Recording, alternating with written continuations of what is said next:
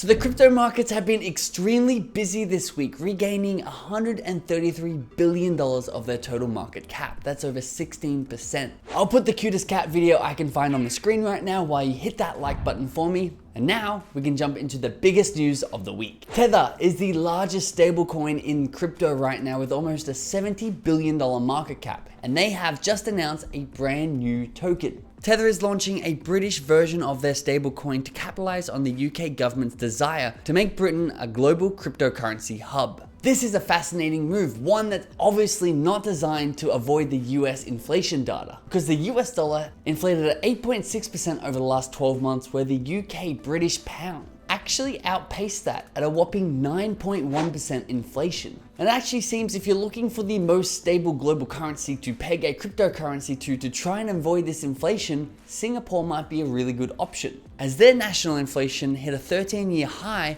but it was only a 3.6% increase. Now, Tether, of course, is an extremely controversial stablecoin. The company claims that every Tether is backed one-to-one by assets held in reserve, which is how it maintains its stability. But this is a very different claim from one that it made when it first launched its business, which was that every Tether was backed by US dollars held in reserve. An investigation from the New York Attorney General's office concluded that claim was a lie, and Tether was actually barred from operating in New York and fined $18 million.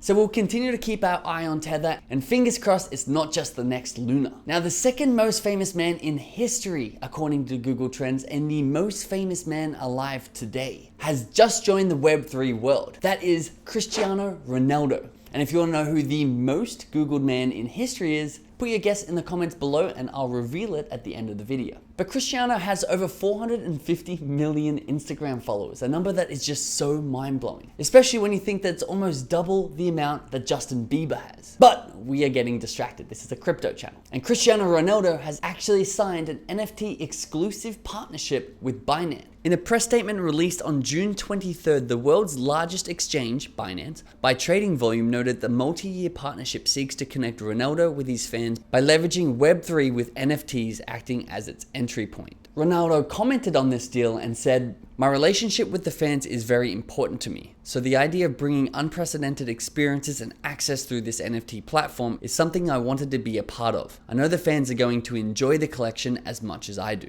Under this deal, Ronaldo will create several NFT products on the Binance platform, with initial collectibles slated to be released later this year. So we'll be keeping an eye on that. Subscribe if you want an update as they're coming out. Now let's get across to Celsius, a company that had $12 billion under management. Now they actually lent out $8 billion of that customer money, and that ended up being too much to keep up with the customer withdrawals during this bear cycle. So what have they done? They've frozen every single customer asset, and no one is allowed to withdraw their own money. Now we've covered a lot of this story on the channel already, but the breaking news here is Goldman Sachs has entered the arena. And there's a rumor if they go towards filing bankruptcy, Goldman Sachs will be there like an eagle to swoop up all the assets and maybe even relaunch their company. The rumor is the Wall Street firm is seeking $2 billion in commitments from investors to buy distressed assets at a discount if the crypto lender goes bankrupt. Potentially a very lucrative play for Goldman Sachs, and it could be good news for anyone who's holding their money in the Celsius app. This news on top of the Celsius short squeeze that's going on right now, where the same people whose funds are locked up inside this crypto app, Celsius, are trying to artificially inflate the token price, one, to punish and bankrupt short sellers,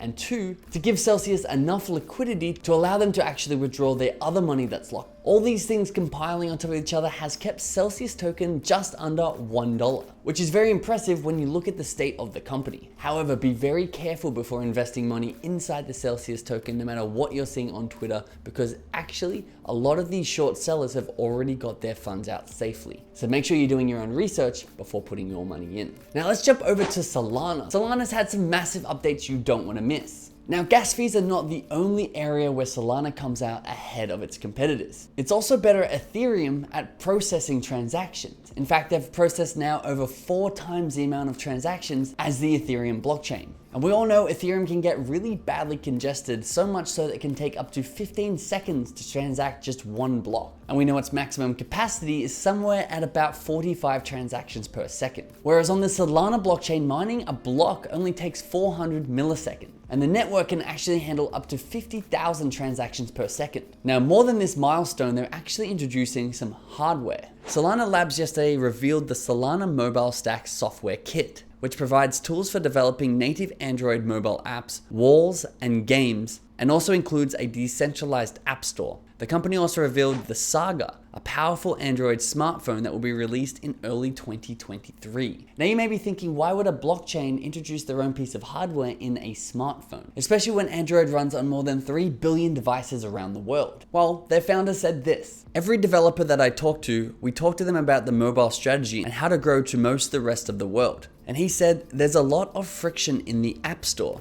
When devs tell me that, I kind of start pacing around the room trying to figure out how to help them. It just feels like a natural opportunity to build a Web3 facing App Store and Web3 device." Which basically means anyone building in Web3, especially for mobile, is throttled by things like the Apple App Store or the Google Play Store. And so the Solana founder said, why not create our own hardware and our own decentralized app store so that none of these developers are going to be throttled and you can see this industry absolutely thrive. Kind of smart. What are your thoughts? And finally, yes, we still are, of course, in a bear cycle and we don't know when it's going to end. We have seen the markets increase 16% this week, which is very promising, but we don't know if it's going to continue or if it's just going to keep sliding out of control. But there's good news if you like to watch the whales. That is the crypto whales, because they think it is a great opportunity to buy right now. In fact, the largest non-exchange Bitcoin whale accumulated an additional $2,354 or $50 million of Bitcoin this month alone. Now, who is the most Google searched man in history? Well, it's Jesus. So Ronaldo, you're only second to Jesus. And if you want to know who number 3 is, in my research, I believe it's Donald Trump. But let me know if you find someone who is more searched than Donald. If you enjoyed this video, I enjoyed making it. So hit that like button and that subscribe button below, and I'll see you in the next one.